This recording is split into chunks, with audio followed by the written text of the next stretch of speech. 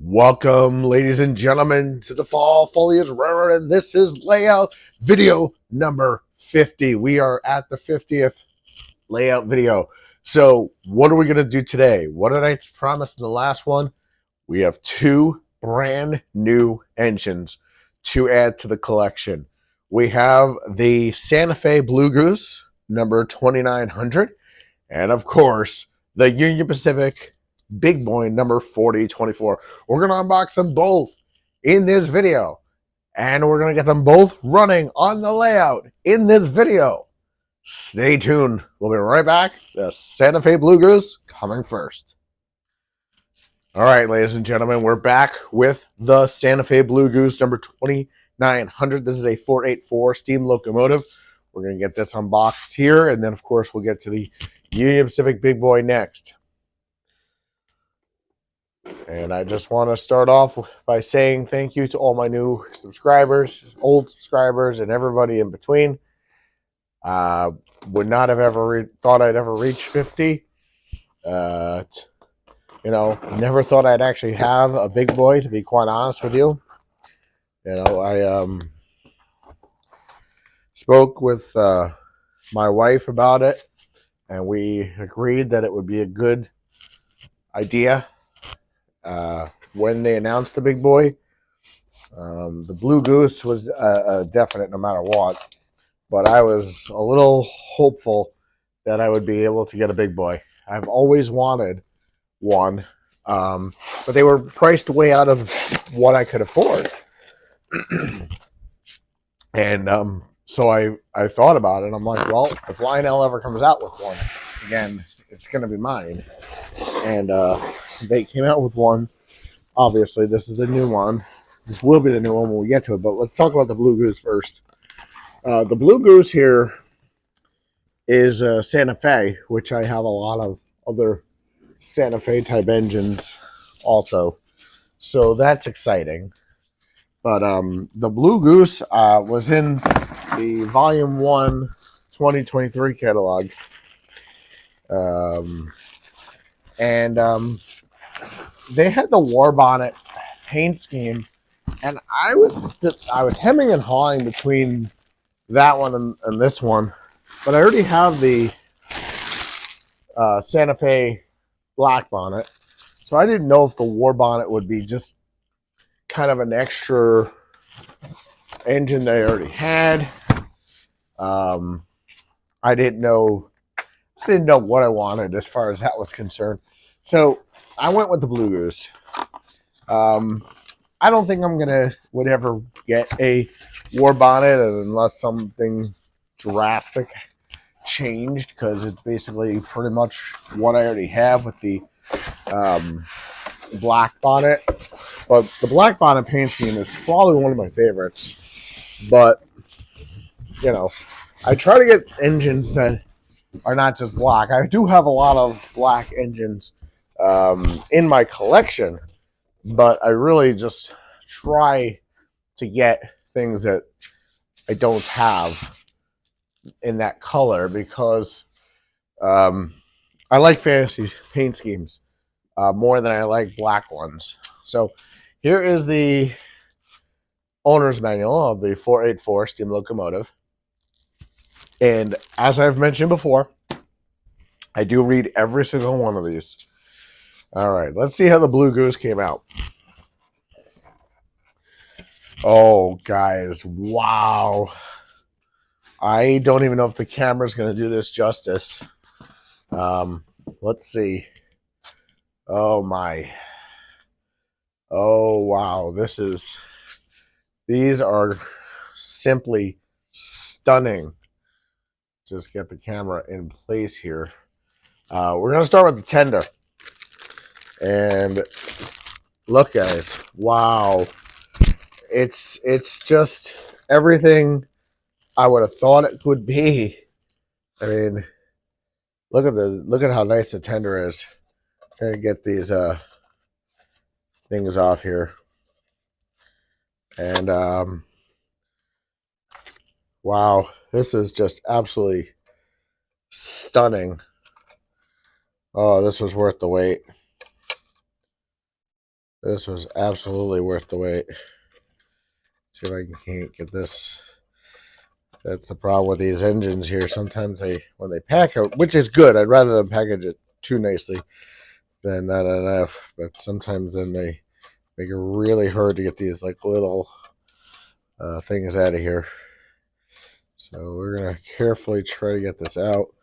I mean, you can really see sometimes they're a little more difficult than others to get out. So I'm just gonna slide this out here through this side. Nope, just push this up here. And while I'm doing this, I do want to say thank you again to all my new subscribers, old subscribers, and everybody in between. I really, really appreciate everybody. I really appreciate your comments. Because realistically, without you guys, I wouldn't be doing this. I just reached over 200 subscribers, and I'm so blessed. Nothing. I don't do this because I'm trying to make money on it. You know, I'm doing it because because I love the hobby. And all right, well, let's see. I'll have to go this way. This one seems like they are opposite each other. And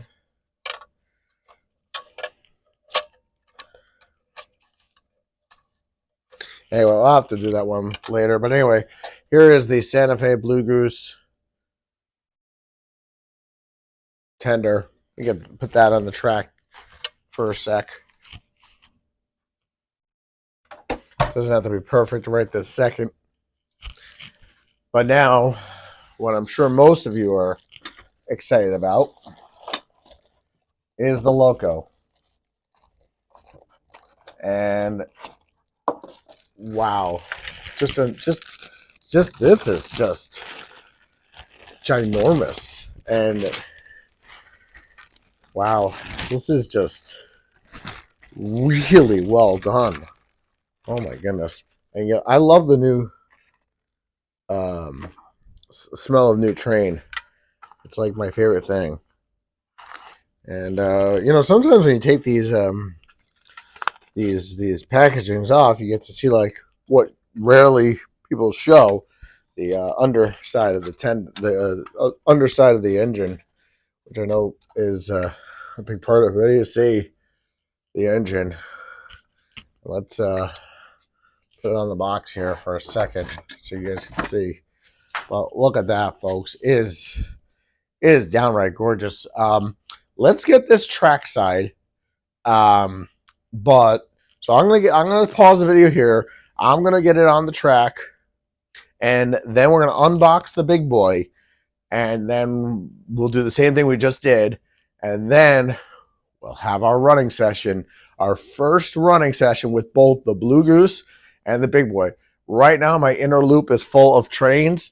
My outer loop is the only one that's functional at the moment. So we're going to only be able to run one at a time, but nonetheless, we're going to run them both. So stick around. Big boy is next. All right. So now it's time for the Union Pacific Visionline Big Boy, number 4024. This is only my second ever Visionline engine. You know that the Class A was my first. This is my second. Oh, I'm so excited. I almost don't want to open the box. I almost kind of just want to let it sit in the box forever just because. No, I'm just kidding. I mean, I wish I could, but I'm not going to because that would be really pointless. And I would really I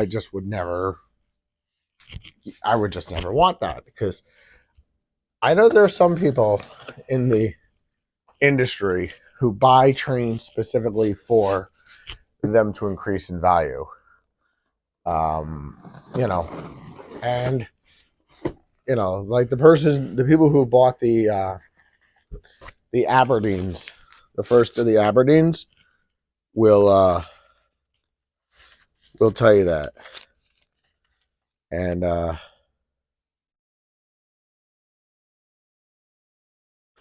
so, anyways,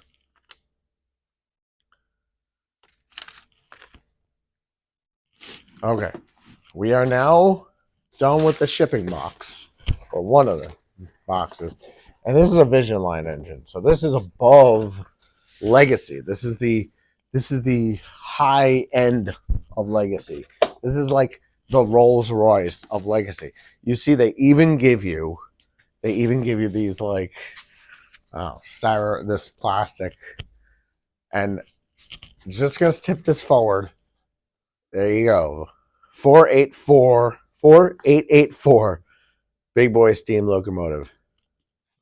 All right, so now we're gonna carefully take this out of the box because there is no orange box in Visionline. There's the black boxes now, and this is gonna have that new feature, that 4-digit feature for whenever Lionel decides that they're gonna come out with the next the base 3. Still have been waiting on that for, I don't know, feels like forever that we've been waiting on the base 3. I did get one. I pre-ordered one. People keep telling me it's worth it. I still like my base 2, to be honest with you. I still like having a remote control in my hand that controls trains. The fact that I'm going to have to use a smartphone or a tablet to control my trains doesn't really excite me. The way having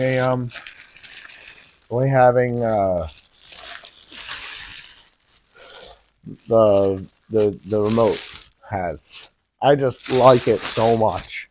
And look, I know there's gonna be arguments from today till tomorrow about this, and we're not gonna get into that in this video. There's just no point.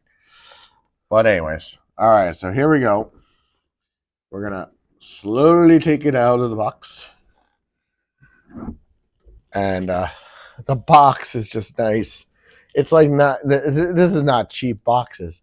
And here is the Visionline Big Boy instruction manual. Whatever your first engine happens to be, guys, please make sure you read these things. You know, Lionel, they do a lot to make sure that, you know, that they work hard on these boxes here. So, yeah. All right. So again, we're going to start with the tender this time. And there's even more to unbox here. Now, if you recall, if you guys recall, the Visionline Big Boy that was before these was one that was, there's just what's in there. I'm just gonna leave these in there. These are the smokestack deflectors. I am going to leave them in here. I just wanted to show you. But yeah, this is part 1 of the Union Pacific. Oh my gosh, look at the gray. Look at the gray with the letter writing. Wow. This tender is absolutely gorgeous. Oh my gosh. And this one, because it's not the oil burning one, will have a depleting coal load. And like, so as the engine runs around your layout, the coal, this will come, it will go up and down like a real steam engine. I'm gonna get this on the track here.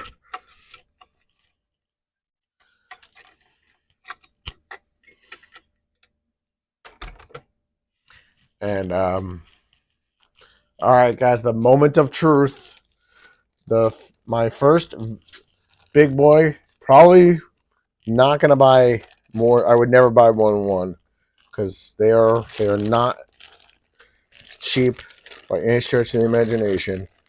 This is a close to $2,500 engine. So you are getting the cream of the crop here with something like this. And I'm trying really hard to see how to take this out of the box safely and carefully, because the last thing you want to do is break something like this. And this engine is monstrous. Just absolutely, positively monstrous. I'm going to put it back down here so you guys can see it a little better. But yeah, this is the big boy, and this will now be my biggest engine I have by far. I don't like the way that's sitting, so we're going to move this over here. We're going to put the engine down on the table.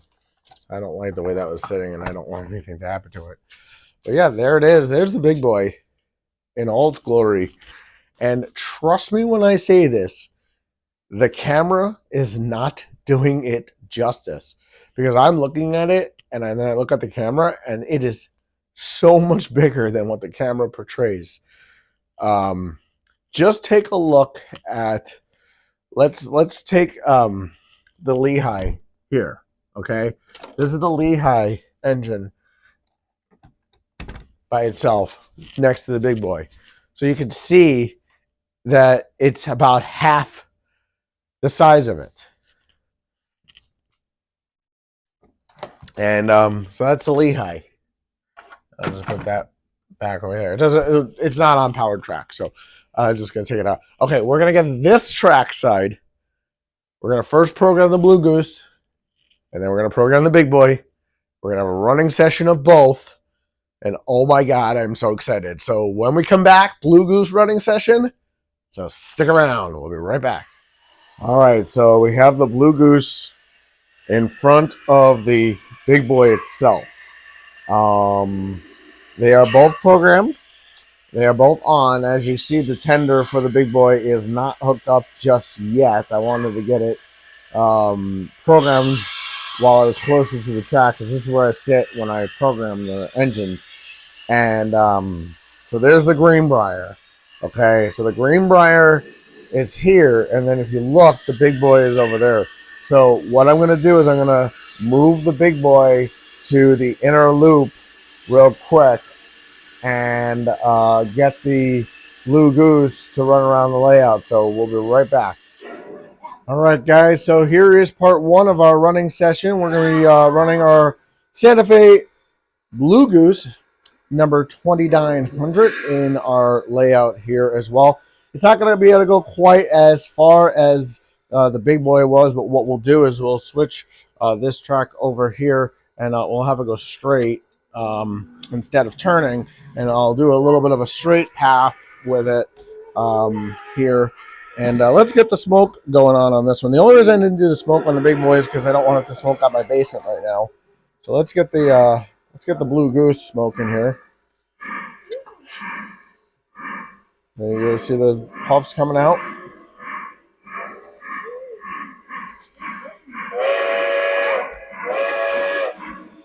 There's the whistle steam.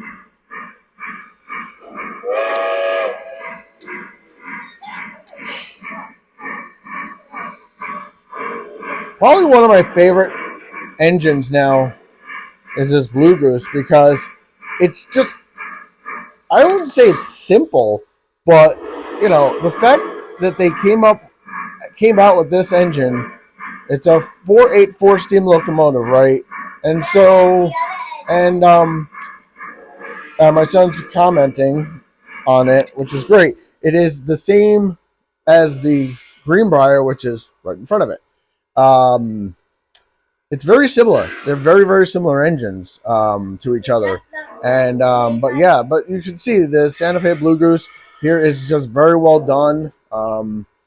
And again, so we'll have it go a little bit further. We'll back it up just a little bit.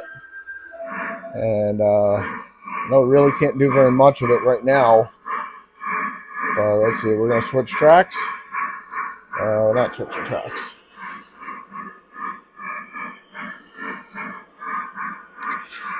Okay, now we're going to go forward.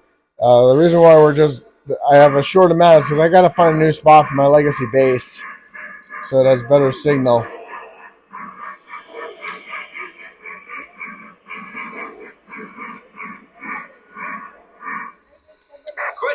time, Yard Master. See you tomorrow. Yes. Whoop. Wow. I dropped the remote and I think it accidentally turned off the layout. So that's never good. But that's okay.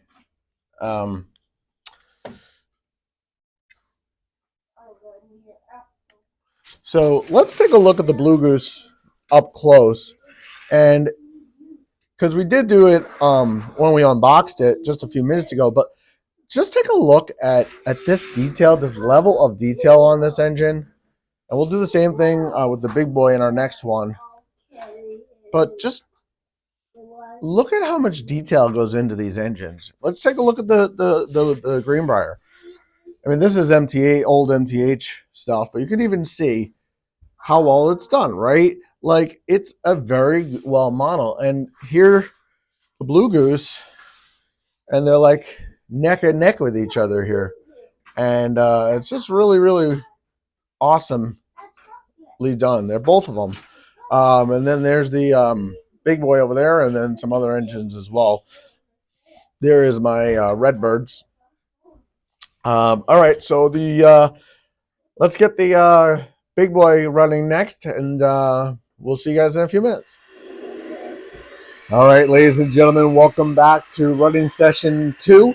This is our Visionline Big Boy number 4024. We're going to run it around just a little bit, but first, we got to switch its track, so we're going to back it up just to get it off of track number 2.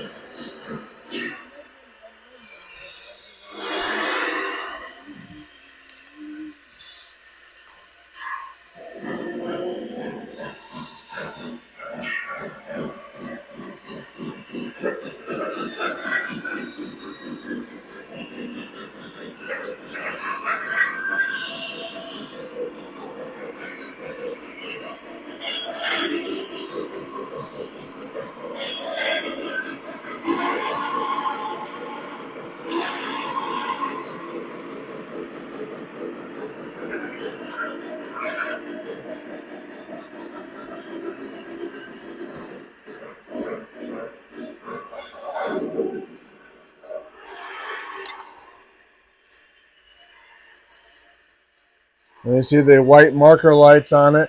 And it's just a very well done model. Dispatch, this is UP 4024. We are tied down and marking off. Oh. All right, and as you guys just saw, the Blue Goose also, the Santa Fe Blue Goose also was run too. I do want to just quickly update you guys on the rest of the layout now before we sign off.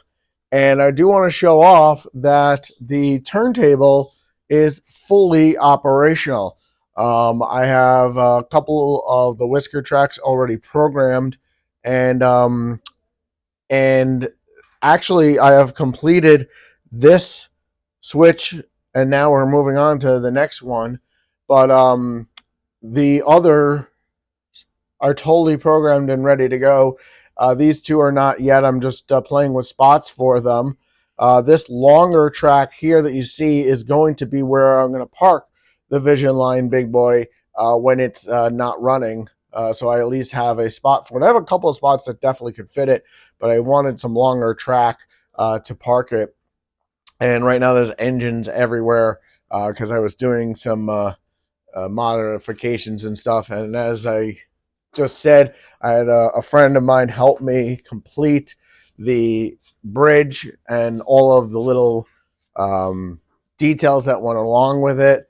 And it works perfectly. I'm going to show it in action in just a second, going to the different tracks. And so, yeah, the water tower will be installed by the next video as well. And let's show the Millhouse River Studios turntable working as well. Let's first go to track number 3. So we'll hit the 3 and the up arrow. and you'll see it'll go all the way around.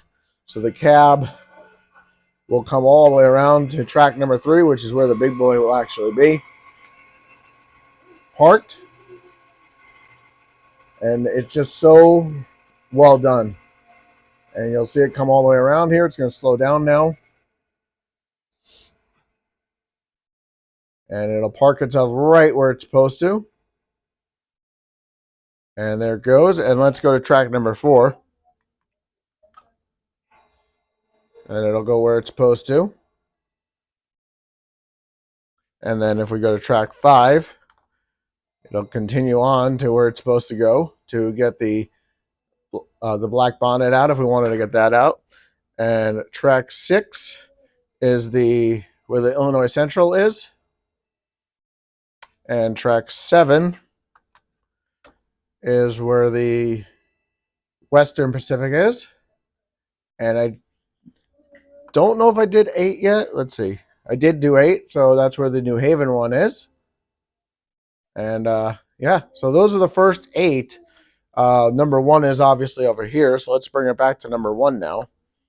And it'll come all the way back so that if I want to load an engine onto the turntable, it'll come all the way around and slow down right where it's supposed to and stop now that it's fixed and 100% working, which is awesome.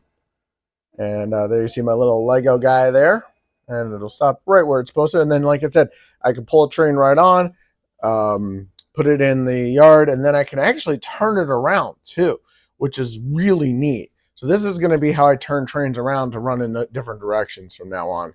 I'm going to use the turntable. I can pull it right onto the turntable, turn the engine around, and then it'll work perfectly. So the next step will be to wire up these little whisker tracks here and get some of the other engines off the layout as well. And here my son, there he is in his new Hanukkah pajamas, which is amazing. So we are going to be making a major update to the layout very soon because I found a couple of flaws in my track plan. So as you can see, coming down from the inside track into the outside track, the big boy cannot make the turn. I didn't realize that I would have a big boy so soon. So it can't make the turn. So we're going to have to make a little adjustment to the track. So the track is going to be adjusted quite a bit so that the big boy can go from one track to the other. So this is going to have to be moved to a different spot. So we'll decide where that's going to go. But in the meantime, it's going to stay here for now. We'll just keep the big boy on either one of the loops for now, and then we'll play with where we're going to go later on. I want to thank my buddy Nick from PGHTrainfanatic. He is such an amazing guy. He does custom flats, and I would highly recommend you guys check him out because he does great work, and he has a couple of buildings that he's actually doing for me, so I highly recommend checking him out. So this is the Fall Foliage Railroad. Please like, subscribe, and comment. We'll see you guys all in the next one.